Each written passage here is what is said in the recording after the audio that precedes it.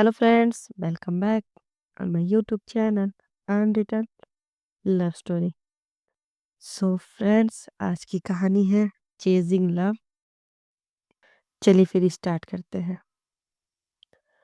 Bangkok की एक ऐसी रात जब बारिश हो रही थी, वह टिपिकल थाईलैंड की साउंड वाली बारिश जो दिल को थोड़ा सा उदास थोड़ा लोनली बना देती है।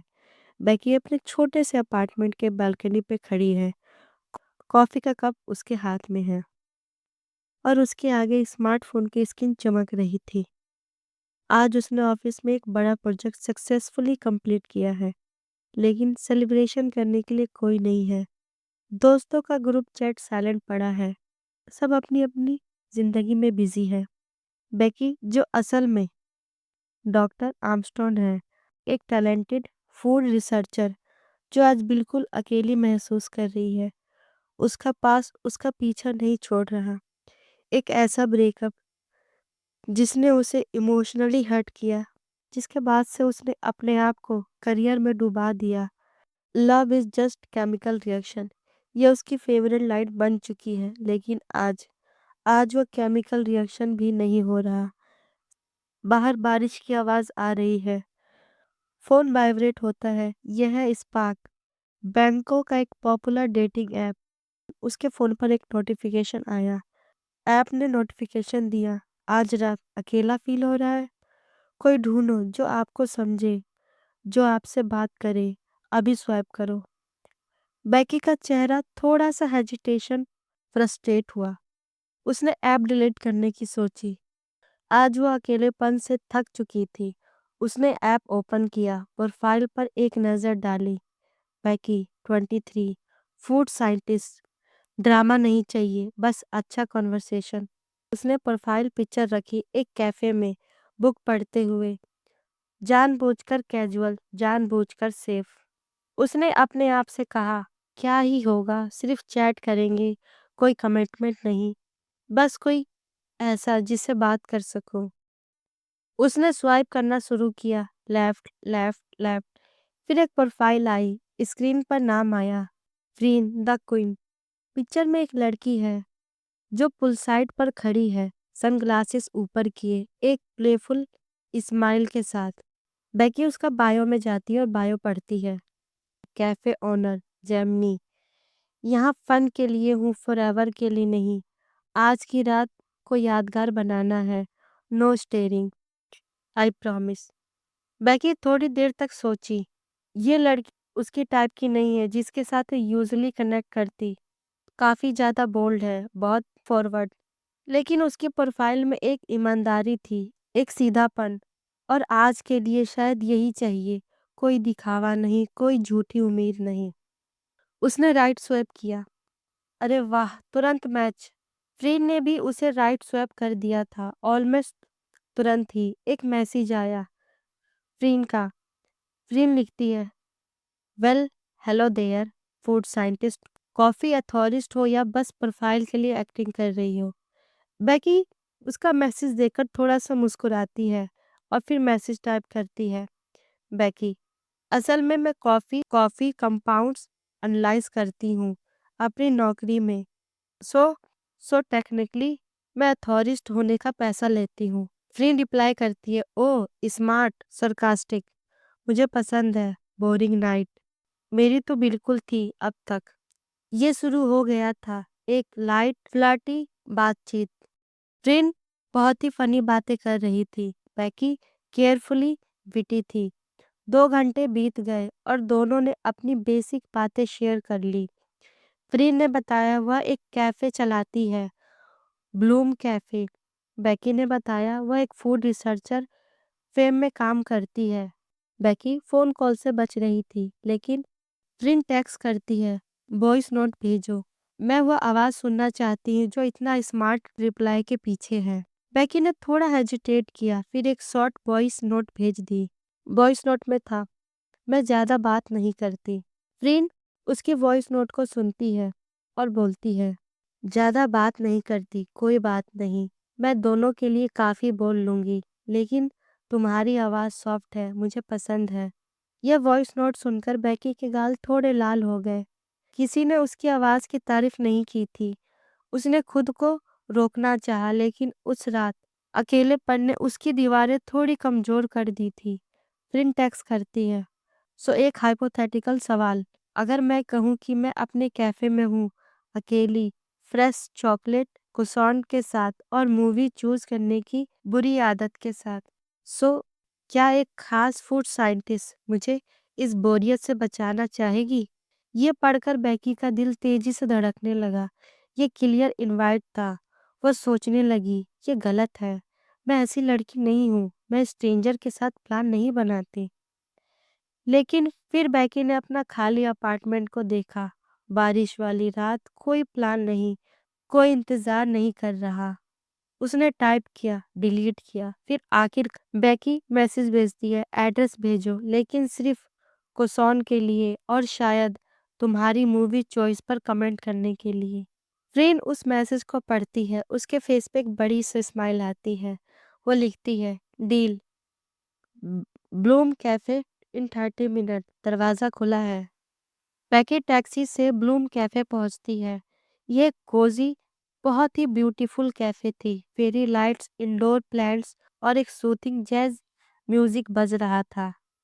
कैफे बंद था लेकिन अंदर लाइट ऑन थी। बेकी ने दरवाज़ा नॉक किया। दरवाज़ा खुला और सामने खड़ी थी फ्रीन। ऐप की फोटो ने उसकी खूबसूरती का सही अंदाज़ा नहीं दिया था। रियल लाइफ में फ्रीन स्टनिंग थी। मीडियम लेंथ ब्लैक हेयर, तेज आंखें जो मिस्चीवियस से भरी थी और एक ऐसी स्माइल जो सीधे दिल तक जाती थी। वो कैजुअल पजामे में थी लेकिन उसमें भी वो कॉन्फिडेंट ब्यूटीफुल लग रही थी। फ्रीन स्माइल करती है और बोलती है, हे तुम आ गई। मैं 50% श्योर थी कि तुम कैंसिल कर दोगी। बेकी स्लाइटली नर्वस थी और बोलती है, अच्छा। croissant का 15% चांस काफ़ी कन्विंसिंग था। फ्रेन उसे अंदर ले आई। कैफे का माहौल इंटीमेट था। सिर्फ एक कॉर्नर टेबल पर लैंप जल रहा था। Plate with croissant and 2 wine glass ready थे। फ्रेन पूछती है, वाइन? या फिर तुम आफ्टर आवर्स भी कॉफी पे ओनली पर्सन हो?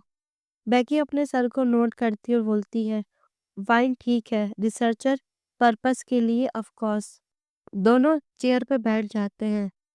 शुरू में वो दोनों काफ़ी काफ़ी हेजिटेट होते हैं। धीरे-धीरे बातें होती है। फ्रेंड का इजी कन्वर्सेशन से वो फनी स्टोरी सुनाती रही अपने कैफ़े के कस्टमर की। बेकी थोड़ा-थोड़ा घुलने लगी। अपने वर्क की इंटरेस्टिंग फैक्ट शेयर करती है। फ्रेंड कहती है, तो बेसिकली तुम खाना टेस्ट करने का पैसा कमाती हो। ये तो मेरी ड्रीम जॉब लगती है। बेकी कहती है, यह टेस्टिंग से ज़्यादा साइंस है, लेकिन हाँ, कभी-कभी मुझे चॉकलेट खाने को मिलता है और उससे मैं कम खाती हूँ। प्रिन थोड़ा सा आगे झुकती है और बोलती है, और काम के बाद डॉक्टर आर्मस्ट्रॉन्ग फन के लिए क्या करती हैं? बेकी बोलती है, ज़्यादा कुछ नहीं, बुक्स पढ़ती हूँ, डॉक्यूमेंट्री देखती हूँ। Pretty boring actually. प्रिन कहती है, बोरिंग? बोरिंग को कम अहमियत समझा जाता है। मेरा पूरा दिन चोर्स में गुजरता है। Customer, staff, suppliers, boring but peaceful लगता है। यह अनएक्सेप्टेड थी। बेकी ने सोचा फ्रीन एक पार्टी गर्ल होगी। बातचीत गहरी होती गई। उन्होंने फैमिली के बारे में बात की। फ्रीन ने ब्रीफली बताया कि उसकी बड़ी बहन बहुत सक्सेसफुली और बहुत इन्वॉल्व है। बेकी ने बताया कि उसके पेरेंट्स अप कंट्री रहते हैं, प्राउड लेकिन दूर है। मूवी शुरू होती है, एक बहुत ही बोरिंग रोमांटिक कॉमेडी। दोनों दोनों उस पर जोक करने लगे। टाइम जल्दी गुजरता है। वाइन की बोतल खत्म होने लगा। croissant खाए जा चुके थे। बाहर बारिश और तेज हो गई। बेकी ने देखा ऑलमोस्ट 2 PM हो चुका है। बेकी बोलती है, मुझे जाना चाहिए, लास्ट टैक्सी मिल जाएगी। फ्रीन उसके हाथों को होल्ड करती है और बोलती है, यहाँ तुम रह सकती हो। बेकी उसके हाथों को देखती है जो अभी भी बेकी के हाथों को होल्ड कर रखा था। फ्रीन उसके हाथों को तुरंत छोड़ देती है। बेकी का दिल तेजी से धड़कने लगा। फ्रीन का चेहरा सीरियस था लेकिन उसकी आंखों में उम्मीद थी, चॉइस थी। फ्रीन बोलती है, कोई प्रेशर नहीं है सीरियसली, लेकिन बारिश बहुत तेज है। टैक्सी मिलना मुश्किल होगा। अपस्टेयर मेरे पास एक स्पेयर रूम है। उसने सीधे-सीधे नहीं कहा, लेकिन मतलब क्लियर था। बेकी अपने दिमाग में लड़ रही थी। ये मेरी आम आदत नहीं है। मैं इम्पल्सिव नहीं हूँ। मैं रिस्क नहीं लेती। लेकिन फिर उसने फ्रीन की तरफ देखा, जो ईमानदारी से, खुले दिल से उसे देख रही थी। कोई गेम नहीं खेल रही थी। और उस रात बेकी ने अपने रूल्स तोड़ने का फैसला किया। बेकी सॉफ्टली बोलती है, नो स्टेरिंग। सही? फ्रीन स्माइल करते और बोलती है, नो स्टेरिंग, सिर्फ आज रात। और उस रात बेकी फ्रीन के साथ रहती है, उसके रूम में। अब हमें मॉर्निंग दिखाया जाता है। सुबह की धूप बेकी की आंखों पे पड़ी। वो फ्रीन के बेडरूम में थी। एक पल के लिए उसे कुछ समझ नहीं आया। फिर याद आया, वाइन, हंसी, फैसला, वह रात जो अनएक्सेप्टेड। वह उठी। फ्रीन सो रही थी पीसफुली। बेकी ने जल्दी से अपने कपड़े पहने, क्विकली बैग पैक किया। नो स्टेरिंग का मतलब था नो मॉर्निंग आफ्टर ऑकवर्डनेस। वो बाथरूम में गई, अपना चेहरा देखा मिरर में। उसके गालों पर थोड़ा रेडनेस थी, लेकिन उसकी आंखों में कंफ्यूजन थी। वह नीचे गई, कैफे में एक नोट छोड़ने का सोचा, पर क्या लिखे? Thanks for last night, too clingy, see you around. झूठी उम्मीद। उसने कुछ नहीं लिखा, बस चली गई। उसी दिन बेकी का फोन बजा। उसे लगा फ्रीन का मैसेज होगा, लेकिन नहीं, ये उसके ऑफिस का नंबर था। उसके बॉस बोलते हैं, आर्मस्ट्रॉन्ग, प्रोजेक्ट के लिए कांग्रेचुलेशन।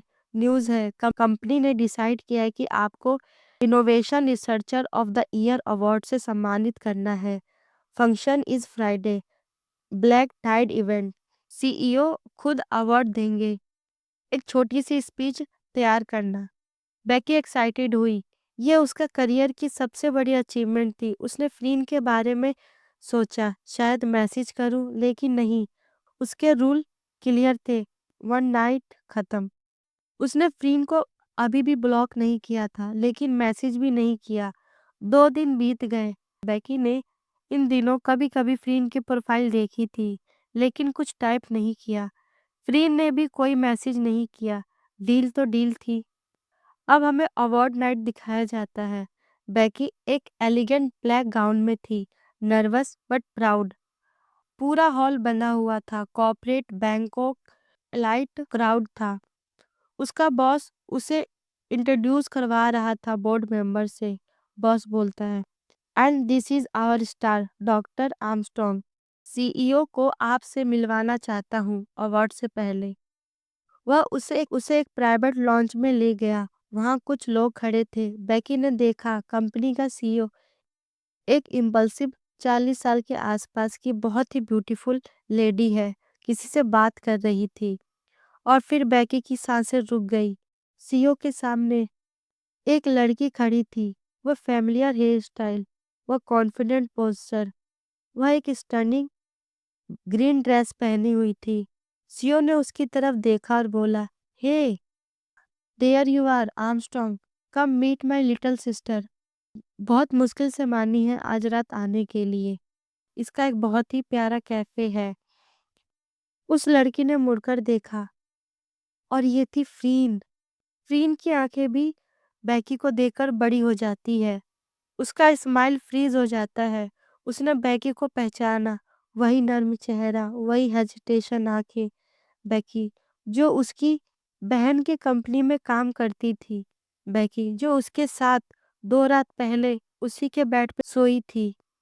दोनों के बीच बिजली का झटका सा गुजर गया।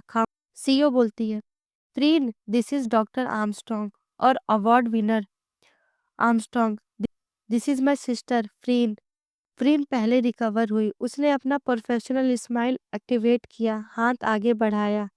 फ्रीन कॉन्फिडेंटली बोलती है, आपसे मिलकर खुशी हुई डॉक्टर। मैं आपके काम के बारे में बहुत अच्छी बातें सुनी हूँ। बेकी मैकेनिकली हाथ मिलाई। दोनों के हाथ आपस में मिलते हैं और एक इलेक्ट्रिक शॉक जैसा महसूस होता है। बेकी उसे थैंक्स बोलती है, आपसे भी मिलकर अच्छा लगा, और अपना हाथ पीछे खींच लेती है। सीओ बोलती है, एक्सीलेंट फ्रीन, आप 8 PM पर अवार्ड देंगे। आर्मस्ट्रॉन्ग, अब 7:35 तक बैक स्टेज रेडी हो जाना। सीओ चली गई, उन दोनों को अकेला छोड़कर।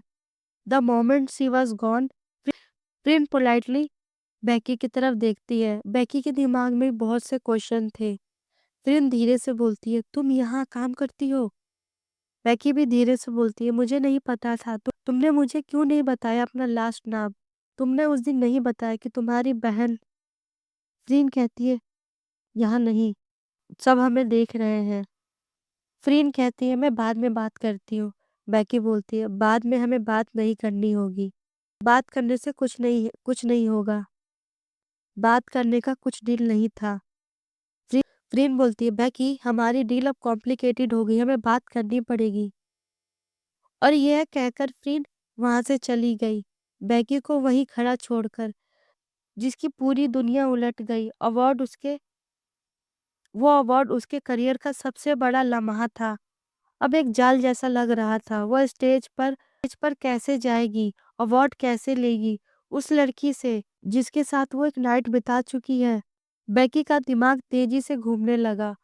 ऑफिस की पॉलिटिक्स, गॉसिप, मेरा करियर, सब कुछ खत्म हो सकता है अगर उसने किसी को बताया तो। बेकी कंफ्यूज थी, वो क्या करे और क्या नहीं। असली कहानी तो अब शुरू हो रहा है। तो दोस्तों, कैसी लगी ये शुरुआत? बेकी के जिंदगी में अब क्या होगा? स्टेज पर अवार्ड लेते वक्त क्या होगा? फ्रीन इस सिचुएशन का यूज करेगी बेकी के क्लोज आने के लिए, क्या, या फिर वो भी शौक से रिकवर करेगी? तो जानेंगे ये सारे सवाल। अगर आपको ये वीडियो अच्छी लगे तो प्लीज़ मेरी वीडियो को लाइक करना। कोई नया हो, आई रिक्वेस्ट मेरे चैनल को सब्सक्राइब करना। कमेंट करके बताना आपको ये स्टोरी कैसी लगी। और मैं आपसे मिलती एक नए वीडियो में, जब तक के लिए बाय बाय।